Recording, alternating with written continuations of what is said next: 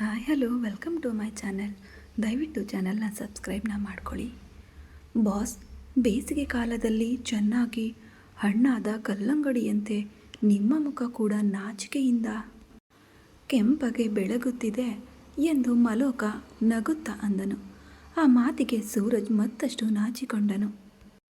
ಕರುಣಿ ಬಂದು ಹನಿಮೂನ್ಗೆ ಹೋಗೋಣ ಎಂದು ಕೇಳಿದಾಗಿನಿಂದ ಅವನ ಮನಸ್ಸು ಮೋಡಗಳಲ್ಲಿ ತೇಲುತ್ತಲೇ ಇದೆ. ಅಸಲು ಕನಸಿನಲ್ಲೂ ಊಹಿಸಿರಲಿಲ್ಲ ಅವಳು ಹಾಗೆ ಎಲ್ಲರ ಮುಂದೆ ಒಪ್ಕೊಳ್ತಾಳೆ ಅಂತ. ಕರುಣಿ ಕೂಡ ಅವನನ್ನು ಕೇಳಿದ ನಂತರ ಸುತ್ತಲೂ ಎಲ್ಲರನ್ನೂ ನೋಡಿ ನಾಚಿಕೆಯಿಂದ ಒಳಗಡೆ ಓಡಿ ಹೋಗಿದ್ದಳು. ಆದರೆ ಅಷ್ಟರಲ್ಲೇ ಸೂರಜ್ನನ್ನು ಸಂತೋಷ ಸುಂಟರ ಗಾಳಿಯಂತೆ ಸುತ್ತುವರೆದಿತ್ತು. ಅವನು ಹೀಗೆ ಆಲೋಚನೆಗಳಲ್ಲಿ ಇರುವಾಗಲೇ ಇಷ್ಟಕ್ಕೂ ಹನಿಮೂನ್ಗೆ ಎಲ್ಲಿಗೆ ಹೋಗ್ತಿದ್ದೀರಾ ಅಯ್ಯ ಎಂದು ಮಲೋಕ ಮತ್ತೊಮ್ಮೆ ಕೇಳಿದ್ದರಿಂದ ಸೂರಜ್ ನೆಲದ ಮೇಲೆ ವಾಸ್ತವಕ್ಕೆ ಬಂದನು. ಅದೇ ನನಗೂ ಅರ್ಥವಾಗ್ತಿಲ್ವೋ ಎಂದು ಉತ್ತರಿಸಿದನು. ಇದರಲ್ಲಿ ಅರ್ಥವಾಗದೇ ಇರಲು ಏನಿದೆ ಅಯ್ಯ, ಯಾವುದಾದರೂ ಒಳ್ಳೆಯ ಜಾಗ ನೋಡಿಕೊಂಡು ಹೋಗಿ. ಅಂದರೆ ಹನಿಮೂನ್ ನನಗೆ ಮೊದಲ ಬಾರಿ ಅಲ್ವಾ, ಅದಕ್ಕೆ. ಅದೇ ನಂತರ ಆದರೆ ಅಭ್ಯಾಸವಾಗಿ ಹೋಗುತ್ತದೆ ಎಂದು ಸೂರಜ್ ಮುಕ್ತವಾಗಿ ಅಂದನು. ಯಾರಾದರೂ ಹನಿಮೂನ್ ಒಂದು ಸಲ ತಾನೇ ಹೋಗುವುದು ಅಯ್ಯ ಎಂದು ಮಲೋಕ ಪ್ರಶ್ನಿಸಿದನು. ಈಗ ಲಾಜಿಕ್ಗಳು ಬೇಡ, ಮೊದಲು ಮುಂದೆ ಏನು ಮಾಡಬೇಕು ಎಂದು ಹೇಳು. ನನಗೆ ರಂಗಿಗೆ ಮದುವೆ ಆದಾಗ ನಮ್ಮ ಪಕ್ಕದ ಊರಾದ ತಿಕಾವರಿ ಪಾಳ್ಯದ ಜಾತ್ರೆಗೆ ಹೋಗಿದ್ದೆವು. ಈಗ ಹತ್ತಿರದಲ್ಲಿ ಜಾತ್ರೆಗಳು ಕೂಡ ಇಲ್ಲ ಎಂದು ಮಲೋಕ ಆಲೋಚನೆಯಲ್ಲಿ ಬಿದ್ದನು. ಅರೆ, ನಮ್ಮ ಸೋನ್ ಪಾಪಡಿ ಸುಬ್ಬಿಗಾಡಿಗೆ ಮೊನ್ನೆ ತಾನೇ ಮದುವೆ ಆಯ್ತಲ್ಲ, ಅವನು ಹನಿಮೂನ್ಗೆ ಎಲ್ಲಿಗೋಗಿದ್ದ? ಅವನು ಬರೀ ಕಕೃತಿ ಮನುಷ್ಯ ಬಿಡಿ ಬಾಸ್. ಮದುವೆಯಲ್ಲಿ ತಲೆ ಮೇಲೆ ಇಟ್ಕೊಂಡ ಜೀರಿಗೆ ಬೆಲ್ಲವನ್ನು, ನಂತರ ಸಾಂಬಾರಿಗೆ ಬಳಸಿಕೊಂಡ ಸಾಸಿವೆ, ಇನ್ನು ಹನಿಮೂನ್ ಎಂದರೆ ಅವರ ಕೊಟ್ಟಿಗೆಯಲ್ಲಿರುವ ಹುಲ್ಲಿನ ಒಣವೆಯ ಹಿಂದೆ ಹೋಗಿರ್ತಾನೆ ಅಷ್ಟೇ. ಅದು ನಿಜವೇ. ಸರಿ, ಒಂದು ಕೆಲಸ ಮಾಡೋಣ, ಗೂಗಲ್ನಲ್ಲಿ ಹುಡ್ಕೋಣ ಬಾ ಎಂದು ಸೂರಜ್ ತನ್ನ ಫೋನ್ ಹೊರತೆಗೆದನು. ಇಬ್ಬರು ಸೇರಿ ಹನಿಮೂನ್ಗೆ ಪ್ಲೇಸ್ ಎಂದು ಹುಡುಕಿದರು. ಅದರಲ್ಲಿ ಬಹಳಷ್ಟು ಜಾಗಗಳು ಬಂದವು. ಒಂದೊಂದು ಜಾಗದ ಬಗ್ಗೆ ಮಾತನಾಡಿಕೊಳ್ತಿದ್ರೆ, ಬಾಸ್, ಆ ಅಂಡಮಾನ್ನಲ್ಲಿ ಜೈಲು ಇರುತ್ತದಂತೆ. ಚಿರಂಜೀವಿಯವರ ವೇಟಾ ಸಿನಿಮಾದ ತರಹ ಆಕಸ್ಮಿಕವಾಗಿ ಏನಾದರೂ ಮಾಡಿ ನೀವು ಸಿಕ್ಕಿ ಹಾಕಿಕೊಂಡರೆ ನಿಮ್ಮನ್ನು ಉಳಿಸಲು ಆ ಸಮುದ್ರ ಈಜಿಕೊಂಡು ಬರಲು ನನಗಾಗುವುದಿಲ್ಲ.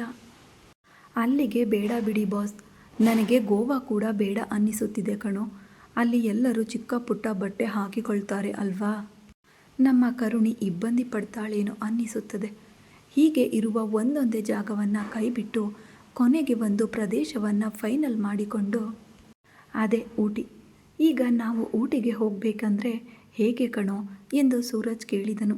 ಅದೇನಿದೆ ಬಾಸ್, ಈಗ ನಮ್ಮ ಪಕ್ಕದ ಊರಿಗೆ ಹೋಗಲು ಬಸ್ಸುಗಳು ಇವೆಯಲ್ಲ, ಹಾಗೆಯೇ ಊಟಿಗೂ ಕೂಡ ಬಸ್ಸುಗಳು ಇರುತ್ತವೆ ಏನೋ. ಆದರೆ ಅದು ನಮ್ಮ ರಾಜ್ಯವಲ್ವಲ್ಲ, ಅಷ್ಟು ದೂರ ಇರುತ್ತವೆಯೇ. ಇಲ್ಲಿ ಹಳ್ಳಿ ಬೆಳಕು ಇದ್ದ ಹಾಗೆ ಅಲ್ಲಿಯೂ ಮಲ್ಲಿ ವೆಲಗು ಅಥವಾ ಕಾಯಿ ಚಟ್ನಿ ಎಂದೋ ಯಾವುದಾದರೂ ಇರುತ್ತದೆ ಬಿಡಿ ಬಾಸ್. ಅದನ್ನು ನಾನು ವಿಚಾರಿಸುತ್ತೇನೆ. ನೀವು ಈ ಸಮಯದಲ್ಲಿ ಹೋಗಿ ಅಮ್ಮನವರ ಜೊತೆ ಮಾತನಾಡಿ. ಸರಿ ಎಂದು ಸೂರಜ್ ತನ್ನ ಕೋಣೆಯ ಕಡೆ ಹೆಜ್ಜೆ ಹಾಕಿದನು. ಒಳಗಡೆ ಹೆಜ್ಜೆ ಇಡುತ್ತಿದ್ದಂತೆ ಮಂಚದ ಮೇಲೆ ಕರುಣಿ ಮಲಗಿರುವುದು ಕಂಡಿತು. ಮೆಲ್ಲಗೆ ಅವಳ ಹತ್ತಿರ ಹೋದನು. ಮೇಲೆ ಫ್ಯಾನ್ ವೇಗವಾಗಿ ತಿರುಗುತ್ತಿದ್ದರೂ ಕೂಡ ಕರುಣಿಗೆ ಸ್ವಲ್ಪ ಬೆವರು ಬಂದಿತು. ತಕ್ಷಣ ಓಡಿ ಹೋಗಿ ಅಜ್ಜಿಯ ರೂಮಿನಲ್ಲಿದ್ದ ಟೇಬಲ್ ಫ್ಯಾನ್ ತಂದು ಅದನ್ನು ಕರುಣಿಯ ಕಡೆ ತಿರುಗಿಸಿ ಆನ್ ಮಾಡಿದನು. ತಣ್ಣನೆಯ ಗಾಳಿ ತಗುಲುತ್ತಿದ್ದಂತೆ ಕರುಣಿಗೆ ಹಿತವೆನಿಸಿ ಮತ್ತಷ್ಟು ನಿದ್ರೆಗೆ ಜಾರಿದಳು. ಅವಳನ್ನು ಹಾಗೆ ನೋಡುತ್ತಿದ್ದರೆ ಸೂರಜ್ ಮನಸ್ಸಿಗೆ ಏನೋ ತಿಳಿಯದ ನೆಮ್ಮದಿ. ನಿಜವಾಗಿಯೂ ಒಬ್ಬ ವ್ಯಕ್ತಿಯನ್ನು ಪ್ರೀತಿಸಿದರೆ ಅವರನ್ನು ಪ್ರಶಾಂತವಾಗಿ ನಿದ್ರಿಸುವ ಸಮಯದಲ್ಲಿ ನೋಡಬೇಕು. ನಮ್ಮ ಕಣ್ಣಿಗೆ ಪುಟ್ಟ ಮಕ್ಕಳಂತೆಯೇ ಕಾಣ್ತಾರೆ. ಸೂರಜ್ಗೂ ಹಾಗೆಯೇ ಅನ್ನಿಸಿತು. ಕರುಣಿಯನ್ನು ನೋಡಿದಷ್ಟು ಮುದ್ದೆನಿಸುತ್ತಿತ್ತು. ಅವಳಿಗೆ ಮುತ್ತು ಕೊಡಬೇಕೆಂದು ಮನಸ್ಸು ಹೇಳಿತು.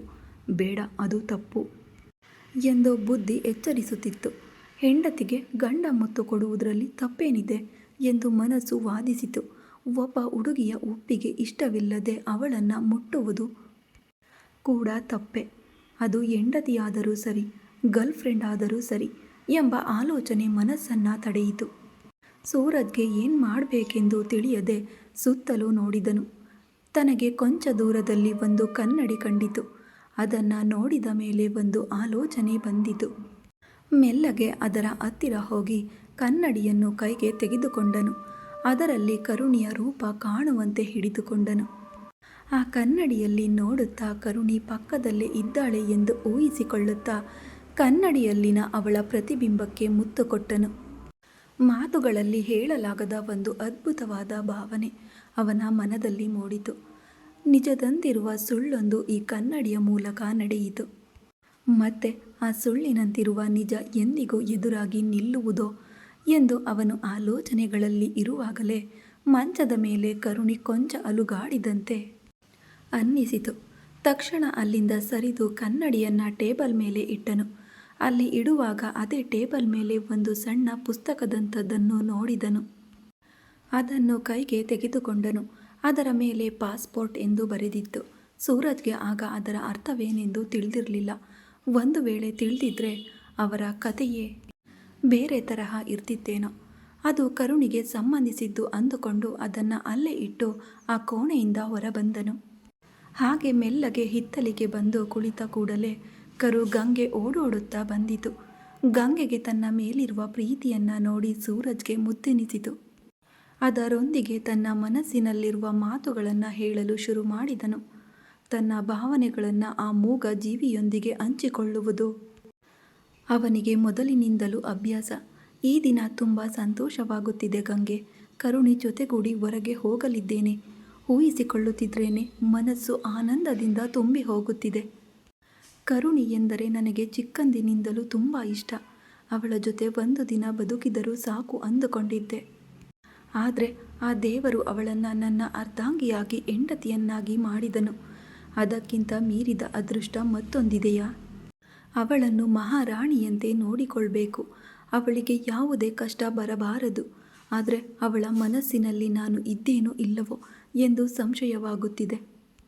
ಅವಳೇನೋ ಪಟ್ಟಣದಲ್ಲಿ ಬೆಳೆದವಳು, ನಾನೇನೋ ಹಳ್ಳಿಯ ದಡ್ಡ. ಅವಳಿಗೆ ನನ್ನ ಮೇಲೆ ಪ್ರೀತಿ ಬರುವಂತೆ ಮಾಡುವುದು ಹೇಗೆಂದು ತಿಳಿಯುತ್ತಿಲ್ಲ ಗಂಗೆ. ನಾನು ಹೇಗಿದ್ದರೆ ಅವಳಿಗೆ ಇಷ್ಟವಾಗುತ್ತೇನೆ ಹೇಳು? ನನ್ನ ವೇಷ ಬದಲಿಸಬೇಕಾ ಅಥವಾ ನಾನೇ ಬದಲಾಗಬೇಕಾ? ಕರುಣಿಯ ಪ್ರೀತಿಗಾಗಿ ನನ್ನ ಪ್ರಾಣವನ್ನೇ ಕೊಡಲು ಸಿದ್ಧನಿದ್ದೇನೆ. ಇನ್ನು ಬದಲಾಗುವುದು ಒಂದು ಲೆಕ್ಕವೇ ಹೇಳು? ನೋಡೋಣ ಕಾಲ ನಮ್ಮ ಹಣೆಬರಹವನ್ನು ಹೇಗೆ ಬರೆದಿದೆಯೋ. ಸೂರಜ್ ಹೇಳಿದ್ದು ಗಂಗೆಗೆ ಅರ್ಥವಾಯಿತೋ ಇಲ್ಲವೋ ತಿಳಿಯದು. ಆದರೆ ಅವನು ಹೇಳುವುದನ್ನು ನಿಲ್ಲಿಸಿದ ನಂತರ ಪ್ರೀತಿಯಿಂದ ಅವನ ಕೈಯನ್ನು ನೆಕ್ಕಿತು. ಸೂರಜ್ ನಗುತ್ತಾ ಅದರ ತಲೆಯನ್ನು ಮಡಿಲಿನಲ್ಲಿ ಇಟ್ಟುಕೊಂಡು ಪ್ರೀತಿಯಿಂದ ಸವರಿದನು. ಮಾತುಗಳಲ್ಲಿ ಹೇಳಲಾಗದ ಪ್ರೀತಿ ಅವರದು. ಕೆಲವು ಕ್ಷಣಗಳ ಕಾಲ ಅವರು ಹಾಗೆಯೇ ಉಳಿದುಕೊಂಡರು. ಸ್ವಲ್ಪ ಸಮಯದ ನಂತರ ಮಲೋಕ ಕಂಗಾಲಾಗಿ ಅಲ್ಲಿಗೆ ಬಂದನು. ಬಾಸ್, ನೀವು ಇಲ್ಲಿದ್ದೀರಾ? ನಿಮಗಾಗಿ ಇಡೀ ಮನೆ ಹುಡುಕ್ತಿದ್ದೇನೆ. ಈಗಲೇ ನಮ್ಮ ಊರಿನ ಮಗ ಪಟ್ಟಣದಲ್ಲಿ ಓದುತ್ತಿದ್ದಾನಲ್ಲ, ಅವನಿಗೆ ಫೋನ್ ಮಾಡಿ ವಿಚಾರಿಸಿದೆ. ಊಟಿಗೆ ನಮ್ಮ ಪಕ್ಕದ ಊರಿನಿಂದ ನೇರವಾಗಿ ಚಲಿಸುವ ರೈಲು ಇದೆಯಂತೆ. ಅದರಲ್ಲಿ ಹೋಗಬಹುದು ನೀವು. ಅದು ಚುಕು ಗಾಡಿ, ಬುಲ್ಬುಲ್ ಅಕ್ಕಿಯಲ್ಲ, ರೈಲು ಕಣೋ. ಏನೋ ಒಂದು ಬಿಡಿ ಅಯ್ಯ. ನಾಳೆ ಬೆಳಿಗ್ಗೆ ಹೋಗಿ ನಿಮ್ಮಿಬ್ಬರಿಗೂ ಟಿಕೆಟ್ ತಗೊಂಡು ಬರಲಾ? ಈಗಲೇ ಬೇಡವೋ? ಇನ್ನು ಕರುಣಿ ಜೊತೆ ಮಾತಾಡಿಲ್ಲ. ಮಾತನಾಡಿದ ನಂತರ ಹೇಳ್ತೇನೆ. ಸರಿ ಅಯ್ಯ ಎಂದು ಮಲೋಕ ಅಲ್ಲಿಂದ ಹೊರಡುತ್ತಿರುವಾಗ ಸೂರಜ್ ಅವನನ್ನು ತಡೆದು ಅಲ್ಲೇ ಇರಲು ಹೇಳಿದನು. ಒಳಗಡೆ ಹೋಗಿ ಸ್ವಲ್ಪ ಸಮಯದ ನಂತರ ಹೊರಬಂದನು. ಸ್ವಲ್ಪ ಹಣ ತೆಗೆದು ಅವನ ಕೈಯಲ್ಲಿ ಇಟ್ಟನು. ಯಾಕ್ ಬಾಸ್ ಇಷ್ಟು ಹಣ ಎಂದು ಮಲೋಕ ಆಶ್ಚರ್ಯದಿಂದ ಕೇಳಿದನು. ನೀನು ಕೂಡ ನಿನ್ನ ಮದುವೆ ಆದ ನಂತರ ಎಲ್ಲೂ ಹೋಗಿಲ್ಲ ಕಳ್ವಾ. ಈ ಹಣ ತಗೊಂಡು ಒಂದು ವಾರ ನೀನು ರಂಗಿ ಹನಿಮೂನ್ಗೆ ಹೋಗಿ ಬನ್ನಿ. ಈಗ ಇದೆಲ್ಲ ಯಾಕೆ ಅಯ್ಯ? ಆದರೂ ಇಷ್ಟು ಹಣ ಸಾಲ ಎಂದರೆ ತೀರಿಸುವುದು ನನಗೆ ಕಷ್ಟವಾಗುತ್ತದೇನೋ. ಸಮಯ ಇರುವಾಗಲೇ ಜೀವನವನ್ನು ಆನಂದವಾಗಿ ಕಳೆಯಬೇಕು ಕಣೋ. ಈ ಹಣ ಸಾಲವಾಗಿ ಅಲ್ಲ, ನೀನು ನನಗಾಗಿ ಇದುವರೆಗೆ ಮಾಡಿದ್ದಕ್ಕೆ ಇದೊಂದು ಸಣ್ಣ ಕೃತಜ್ಞತೆ ಅಂದುಕೋ. ಅಂತಹ ದೊಡ್ಡ ದೊಡ್ಡ ಪದಗಳನ್ನು ಹೇಳಿ ನನ್ನನ್ನು ದೂರ ಮಾಡಬೇಡಿ ಅಯ್ಯ. ಮಲೋಕನ ಕಣ್ಣಿನಲ್ಲಿ ಏಕೋ ತಿಳಿಯದು ಕೊಂಚ ನೀರು ತುಂಬಿತು. ನಾವು ಎಂದಿಗೂ ದೂರವಾಗುವುದಿಲ್ಲ. ನೀನು ಎಂದಿಗೂ ನನ್ನ ಗೆಳೆಯನೇ ಕಣೋ ಎನ್ನುತ್ತಾ ಸೂರಜ್ ಅವನನ್ನು ಹತ್ತಿರಕ್ಕೆ ಆಪ್ಯತೆಯಿಂದ ತಬ್ಬಿಕೊಂಡನು. ಮಲೋಕನ ಕಣ್ಣಿನಲ್ಲಿ ಅಷ್ಟರವರೆಗೆ ನಿಂತಿದ್ದ ಕಣ್ಣೀರಿನ ಹನಿಗಳು ಕೆಲವು ಕೆಲಸದವನನ್ನು ಗೆಳೆಯನ್ನಾಗಿ ನೋಡುವ ಸೂರಜ್ನ ಮನಸ್ಸನ್ನು ನೋಡಲೆಂದು ಹೊರಗೆ ಬಂದವು. ಅವರ ಸ್ವಚ್ಛವಾದ ಸ್ನೇಹ ಚಿರಕಾಲ ಹಾಗೆಯೇ ಇರಲೆಂದು ಆ ಪ್ರಕೃತಿಯು ಕೂಡ ತಂಗಾಳಿಯ ಮೂಲಕ ಅರಸಿತು. ದಿನವಿಡೀ ಕೆಲಸ ಮಾಡಿ ದಣಿದಿದ್ದರಿಂದ ಅಂದು ರಾತ್ರಿ ಎಲ್ಲರೂ ಊಟವಾದ ಮೇಲೆ ತಮ್ಮ ತಮ್ಮ ಕೋಣೆಗಳಲ್ಲಿ ಬೇಗನೆ ನಿದ್ರೆಗೆ ಜಾರಿದರು. ಕರುಣಿ ಮಾತ್ರ ಹಾಲಿನಲ್ಲಿ ಟಿವಿ ನೋಡುತ್ತಾ ಕುಳಿತಿದ್ದಳು. ಇದೇ ಸರಿಯಾದ ಸಮಯ ಅಂದುಕೊಂಡು ಸೂರಜ್ ಮೆಲ್ಲಗೆ ಹೋಗಿ ಅವಳ ಪಕ್ಕದಲ್ಲಿ ಕುಳಿತನು. ಕರುಣಿ ಅವನನ್ನು ನೋಡಿ ಕೊಂಚ ಸರಿದು ಕುಳಿತಳು. ಇಬ್ಬರು ಮೌನವಾಗಿದ್ದರು. ಅವರ ನಡುವೆ ಮಾತುಗಳು ಹೊರಡುತ್ತಿರಲಿಲ್ಲ. ಕರುಣಿ ಜೊತೆ ಮಾತನಾಡಲು ಸೂರಜ್ಗೆ ಇನ್ನೂ ಭಯವೇ ಹೋಗಿರಲಿಲ್ಲ. ಹೇಗೋ ಧೈರ್ಯ ತಂದುಕೊಂಡು ಕರುಣಿ ಎಂದು ಕರೆದನು. ಕರುಣಿ ತಲೆ ತಿರುಗಿಸಿ ಅವನ ಕಡೆ ನೋಡಿದಳು. ಆ ಕಣ್ಣುಗಳನ್ನು ನೋಡುತ್ತಿದ್ದರೆ ಸೂರಜ್ ಎದೆ ಬಡಿತ ಹೆಚ್ಚಾಯಿತು. ಅದಕ್ಕೆ ಪಕ್ಕಕ್ಕೆ ನೋಡುತ್ತಾ, ಹನಿಮೂನ್ ಅಂದೆ ಅಲ್ವಾ, ಊಟಿ ಆದರೆ ಚೆನ್ನಾಗಿರುತ್ತದೆ ಅನ್ನಿಸುತ್ತಿದೆ. ನಿನಗೆ ಇಷ್ಟವಾದರೆ ಅಲ್ಲಿಗೆ ಹೋಗೋಣ್ವಾ, ಇಲ್ಲದಿದ್ದರೆ ನೀನು ಬೇರೆ ಯಾವುದಾದರೂ ಜಾಗ ಹೇಳಿದರೂ ಸರಿ ಎನ್ನುತ್ತಾ ಸೂರಜ್ ಒಂದೊಂದು ಮಾತನ್ನು ತಡಬಡಾಯಿಸುತ್ತಾ ಒಟ್ಟಿನಲ್ಲಿ ಅಂದುಕೊಂಡಿದ್ದನ್ನು ಹೇಳಿ ಮುಗಿಸಿದನು. ಕರುಣಿ ಒಂದು ಬಾರಿ ದೀರ್ಘವಾಗಿ ನಿಟ್ಟುಸಿರು ಬಿಟ್ಟು, ಊಟಿ ಬೇಡ, ಹೈದರಾಬಾದ್ಗೆ ಹೋಗೋಣ ಎಂದು ಹೇಳಿದಳು. ನಿನ್ನ ಜೊತೆ ನಡೆಯುವುದು ಮುಖ್ಯ ಕರುಣಿ. ಅದು ಎಲ್ಲೇ ಆದರೂ ಪರವಾಗಿಲ್ಲ. ಈಗಲೇ ಹೋಗಿ ಹೈದರಾಬಾದ್ಗೆ ಟಿಕೆಟ್ ಬುಕ್ ಮಾಡ್ತೇನೆ ಎಂದು ಸೂರಜ್ ಅಂದನು. ಈಗಲೇ ಬೇಡ, ಇನ್ನು ಒಂದು ವಾರದ ನಂತರ, ಅಂದರೆ ಈ ತಿಂಗಳ 22ನೇ ತಾರೀಕು ಹೋಗೋಣ. ನೀನು ಯಾವಾಗ ಅಂದರೆ ಆಗಲೇ ಕರುಣಿ ಎಂದು ಸೂರಜ್ ಆನಂದದಿಂದ ಹೇಳಿದನು. ಕರುಣಿ ಅಲ್ಲಿಂದ ಹೊರಟು ಹೋದಳು. ಸೂರಜ್ ಮಾತ್ರ ಮೋಡಗಳಲ್ಲಿ ತೇಲುತ್ತಾ ಅಲ್ಲೇ ಕುಳಿತನು.